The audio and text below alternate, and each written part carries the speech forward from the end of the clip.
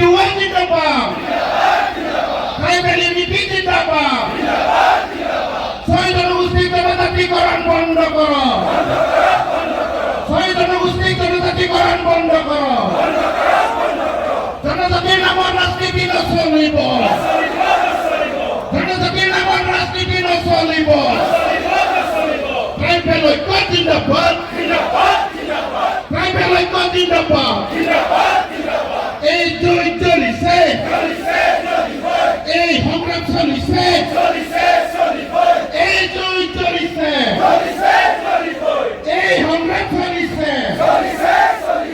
এই জড়িত চলিছে এই সংগ্রাম চলিছে ট্রাইবেল ইউনিটি ট্রাইবেল ইউনিটি जायनायाव सनापुरनि बे मिनि स्टेडियामाव विशाल ट्राइबेलनि जनजातिफोरनि माने रेलि बेयाव दिनै लानाय जादों आरो बे सोमावसारनाय हाबाफारियाव गासै ट्राइबेलनि आफादफोर फरायसा आरो जातीय आफाद आरो लोगोसेनो जोंनि ट्राइबेल साहित्य सभानि दैदेनगिरि बिबानगिरि बयबो बाहागो लादों प्राय 1 लाखनिबो बारा बेयाव आसामनि गोबां 6 शेड्युल अट'नमास काउन्सिल आरो गुबुन गुबुन ओनसोलनिफ्राय ट्राइबेल माहारि गुबुन गुबुन सुबुंफोरा फैनानै बाहागो लाफैदों दुलाराय ट्राइबेल माहारिया थोंजोङै जोङो मोनद' हारिनो एसटि होनायखौ अपोज खालायो आरो 2019 आव जाय बिलखौ राज्य सभायाव गेना खान्थिनि गेजेरजों RCI आव रिकमेन्डेसन लानानै नेशनल कमिशन फर शेड्युल ट्राइबआव रिकमेन्डेसन लानानै बेयाव बिलखौ टेबोल खालामनाय जादोंमोन बेखौ उइथड्र खालामनांगौ बेनिखायनो दाबि दैखांदों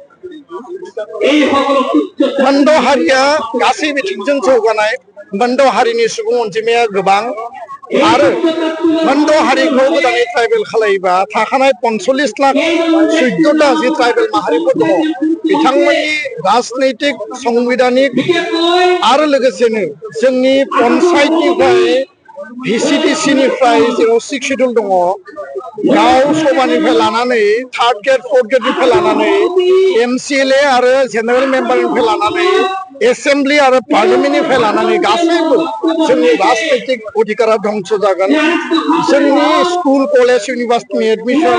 मेडिकेल इन्जिनियारिंनि एडमिशन रिक्रुटमेन्टनि बेलायाव आरो लोगोसेनो जेराव जेराव UPSC APSC नि ट्राइबेलफोरा दिनै मोनसे मोननै सुबिदा मोनदोंमोन गासै बिथिङाव जोङो ध्वंस जागोन 45 लाखनि जायगायाव 1.5 कोटि मानसिखौ जाबसिननानै होयोबा जोंनि गासै बिथिंजों जोङो गोमालांगोन आरो बेखायनो कुनु बिनिमयाव कुनु कारनाव मोनद' हारिखौ एसटि खालामनायखौ आथिखालनि थाखानाय ट्राइबेलफोरा जोङो हास्थाया ट्राइबेला ओरैनो बिनानै मोननाय मुवा नङा बेसाद नङा ट्राइबेल जानो थाखाय कैरेक्टारिस्टिक्स नांगौ माने क्राइटेरिया नांगौ आरो बे क्राइटेरिया बे मोनद' हारिनियाव गैया फारसेथिं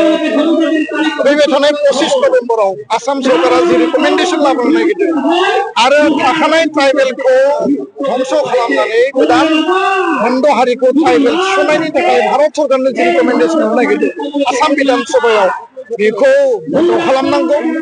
आरो बेयाव 22 जन जि MLA फोर दङ ट्राइबेल MLA बे ट्राइबेल MLA जेराव मन्त्रि दङ जेराव स्पिकार डेपुटि स्पिकार दङ बिथांमोना बिनि सायाव लानानै खामानि मावनांगौ आरो बेखायनो दिनैनि जे सुबुं अमा बे जास्ट मोनसे ट्रेलार आरो जुदि सरकारा जबरदस्ति खालायोबा क'क्राझाराव रेलि जागोन धेमाजियाव रेलि जागोन जनायाव बा मरिगावआव रेलि जागोन डिफुआव जागोन राभा आसामाव रेलि जागोन आपार आसामाव डिब्रुगड़आव रेलि जागोन जेरावबो ट्राइबेलनि सुबुं अमा आरो आन्दोलन सोमावसारनाया जागोन आरो शक्तिशाली स्ट्रं गणतान्त्रिक शान्तिपूर्ण आन्दोलन जागोन जों कुनु हारिनि हिंसा खालामा जों गिनाय लुबैया बिथांमोना मा अधिकार मोनो जोंहा बुंनो गोनां गैया खिन्थु थाखानाय एसटिखौ ध्वंस खालामनानै बेयाव एसटि दाजाबनायखौ जों अपोज खालामो बेखिनि बाथ्राखौ स्पष्ट बेराफारसेथिं जेनेबा जों जुदि आसामनि खोथाखौ दोनथ'ना जुदि बिटिसिआव जुदि नाहरबा हाग्रामा महिलारि आनजाया बेबायदि एनअसि होनाया बेयाव खहा खालामा आसामाव थानाय गासै पलिटिकेल पार्टी आसामाव थानाय गासै माने दल संगठनफ्रा बयबो मन्द हारिखौ एसटि जानायखौ लुबैयो आरो दिनै नाय साहा सानजा आसामाव जायफोरा दिनै एसटि नागिरदों बिथांमोना गावसोरखौनो बुंदों स्वर्गदेवनि फोलेर सोरगोनिफ्राय फैनाय हारि होननानै दा बेबायदियाव जुदि मोनद' हारिया एसटि जायोब्ला बिटिसिल' नङा डिमा हासाव कार्बि आंलं बयबो धंस जागोन आरो सिगाङाव माबा मोनसे जि रिकमेन्डेसन होदोंमोन बिटिसि काउन्सिलनिफ्राय बे रिकमेन्डेसना जाहाथे खुनु कारनाव गोदानै जाफिना आरो बेखौ उइथड्र खालामनायनि मोनसे खामानि मावनांगौ होननानै जों दाबि दैखाङो आरो जों खावलायो गोजोन्थों थोजासे एमएलए थासेयावबो खिन्थु दिनैनि बे बिलखौ माने रावबो माने दोनथ'नांगौ होननानै दाबि खालामाखै बे रुलिंनिबो एमएलए दङ अपोजिसननिबो एमएलए दङ आल्टिमेटलि 25 नभेम्बराव नुगोन बिधान सभानि फ्ल'राव 126 जन एमएलए नि गेजेराव सोर मा बबे पार्टिया माबायदि रल लायो जों बेखौ गणतान्त्रिक आन्दोलन जागोन आइननि सुप्रिम कर्टआव केस खालामनांगौबा खालामगोन बेनि सिगां गणतान्त्रिक आन्दोलननि गेजेरजों आसाम सरकार भारत सरकारखौ थाखानाय एक्जिस्टिं ट्राइबेला गावनि शक्तिखौ दिन्थिगोन आरो ट्राइबेलखौ लानानै पलिटिक्स खालामनाङा आरो ट्राइबेलखौ लानानै पलिटिक्स जाय खालामगोन बेयो मोनसे समाव ट्राइबेलनियावनो आथिं हमफिननांगोन बे बाथ्राखौ दिनै स्पष्ट बुंनो गोजोन्थों